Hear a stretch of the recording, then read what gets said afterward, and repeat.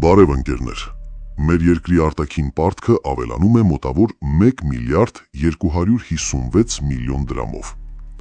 Շնորհակալ եմ աջակցության եւ վստահության համար։ Շնորհակալ եմ չհայհոյելու եւ չվիրավորելու համար։ Ընկերներ, 2018 թվականի գարնանը Հայաստանի պետական ընդհանուր պարտքը կազմել է 6 միլիարդ 87 միլիոն դոլարի։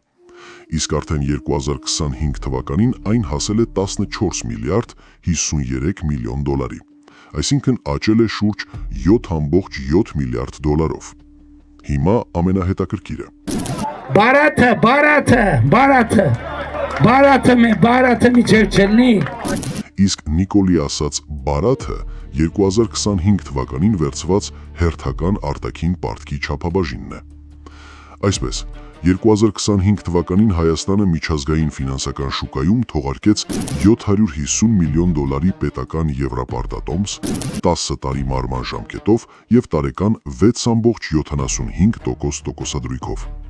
Սա նշանակում է, որ պետությունը մինչև 2035 թվականը պարտավորվել է յուրաքանչյուր տարի վճարել մոտ 50.6 միլիոն դոլար տոկոս։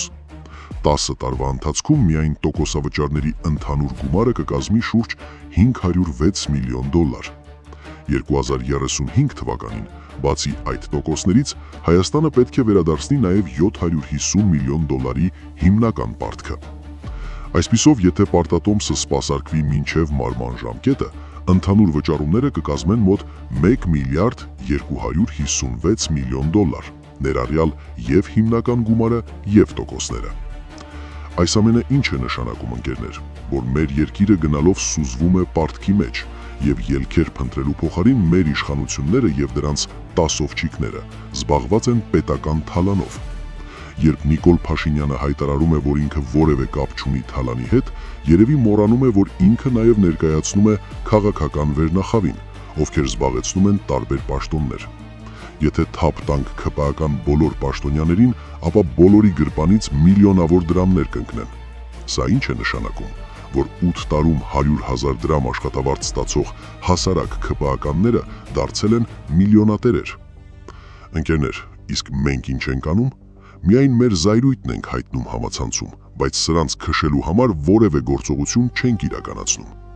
Դրա համար որքան հնարավոր է շատ ձեր մտերիմներին, հարևաններին և բոլոր ծանոթներին տեղեկացնում եք, որ առաջիկայում մեր երկրում տեղի է ունենալու իրական հեղափոխություն, ինչի արդյունքում Սերժ Սարգսյանի իրավահաջորդ Նիկոլ Փաշինյանը և նրա թիմակիցները, ովքեր մաս են կազմել թալանի, հայտնվելու են քրեակատարողական հիմնարկներում։ Քաղաքացիները անհամաձայնություն ունեն այդ քաղաքականության հետ, ես կոչ եմ անում, որ նրանք հեղափոխություն անեն։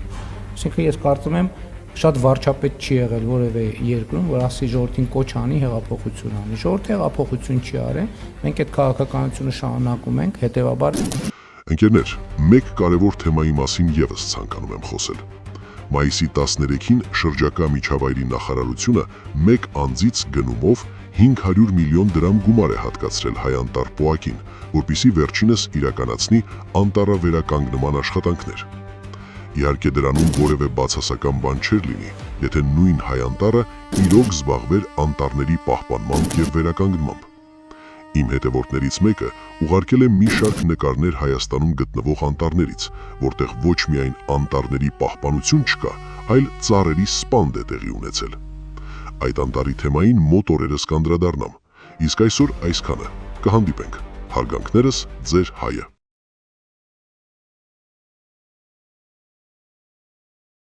Բարև ընկերներ, Գագիկ Ծառուկյանի դեմ հերթական քրեական գործն է հյուսվում, այս անգամ առյուծների հետ կապված։ Շնորհակալ եմ աջակցության և վստահության համար, շնորհակալ եմ չհայհոյելու և չվիրավորելու համար։ Ընկերներ, առողջ քննադատությունը շատ կարևոր է, իսկ հիվանդագին կամ շեղումներով լի քննադատությունը արհավիրք։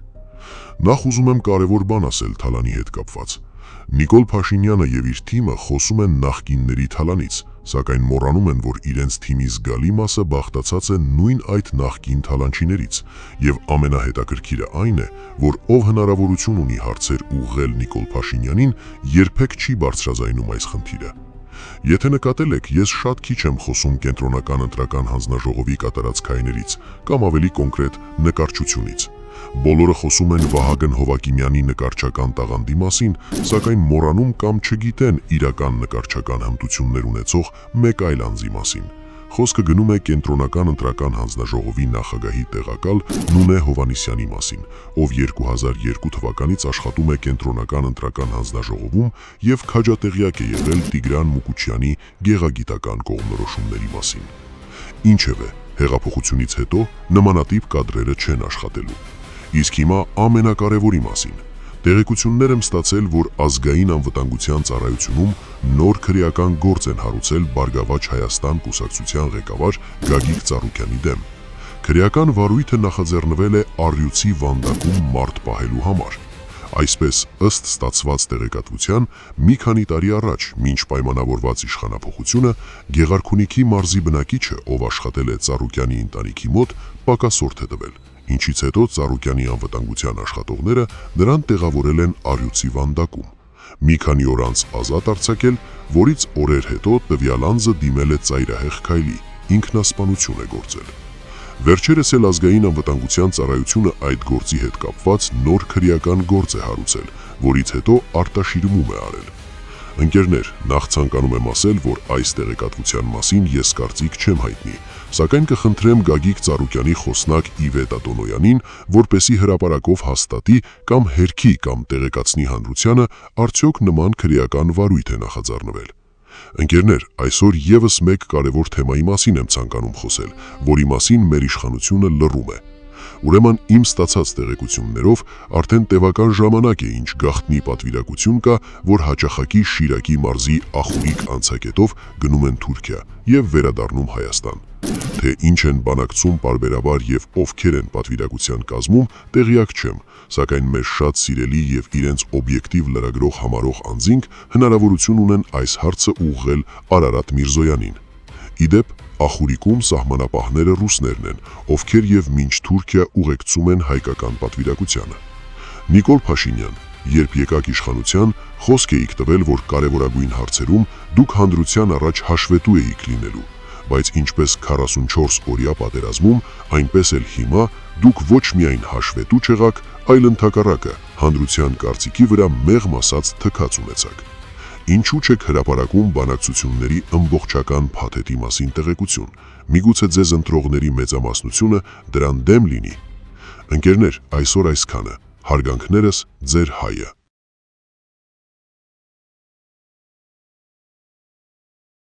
Բարև ընկերներ, ինչպե՞ս եք։ Իսկ դուք գիտեիք, որ Քանաքեր Զեյթունի թաղապետը եւս միլիոնատեր է։ Շնորհակալ եմ աջակցության եւ վստահության համար։ Խնդրում եմ տարածել եւ հավանել տեսանյութը։